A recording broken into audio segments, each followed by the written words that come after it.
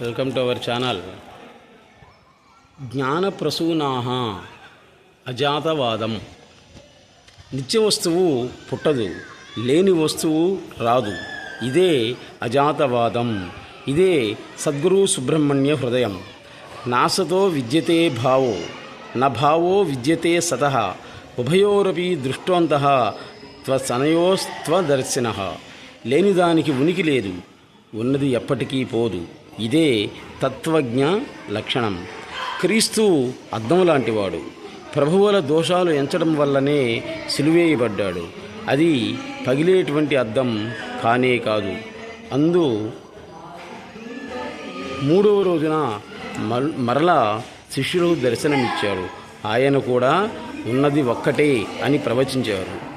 వికార స్వరూపులు కొందరు అద్దాన్ని చూచి తమ ప్రతిబింబాలను చూసుకొని సహించలేక అద్దాన్నే పగలగొట్టారట. ఆ విధంగా ఉంటుంది. అదే ఆయన విషయంలో కూడా జరిగింది.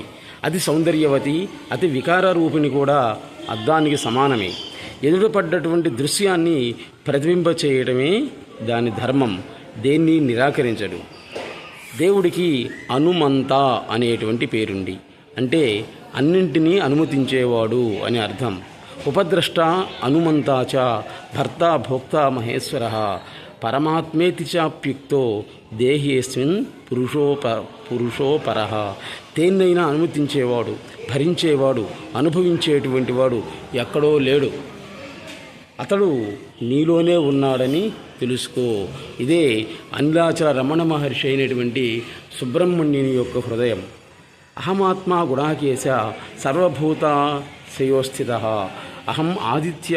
అహమాదిత్య మధ్యం చ భూతానాం అంత ఏవ చ సర్వధర్మాన్ ప్రమిత్యుజ్య మామేకం శరణం వ్రజ అంటాడు శ్రీకృష్ణ పరమాత్మ గీతలో. సమస్త జీవుల హృదయాలలో ఉండేటువంటి ఉత్పత్తి స్థితి లయాకారకుణ్ణి నేనే. అశాశ్వతమైనటువంటి చక్రాలను వదిలి శాశ్వతమైనటువంటి ఇరుసును పట్టుకో. అన్నింటినీ పరిత్యంచి నన్నొక్కడే పట్టుకో చాలు అంటాడు కృష్ణ పరమాత్మ. బాహ్యం నుండి అంటే బయట నుండి ఊడ్చుకుంటూ వస్తే అది ధ్యానం అవుతుంది. అంతరం నుండి ఊడ్చుకుంటూ వస్తే జ్ఞానం అవుతుంది. బాహ్యాంతరాలకు మధ్య ఉన్నటువంటి ద్వారబంధమే దేహం అనేటువంటిది. జగద్దృష్టి తొలగి తనను తానెరిగి నేను లేని స్థితిని సాధించడమే సర్వసమ్మతం అంటారు అరుణాచల రమణ మహర్షి. ఉన్నది నలుబది అనేటువంటి దాంట్లో ఏమీ వద్దు అనుకోవడమే మోక్షం. మెలకువలోని భాగాలే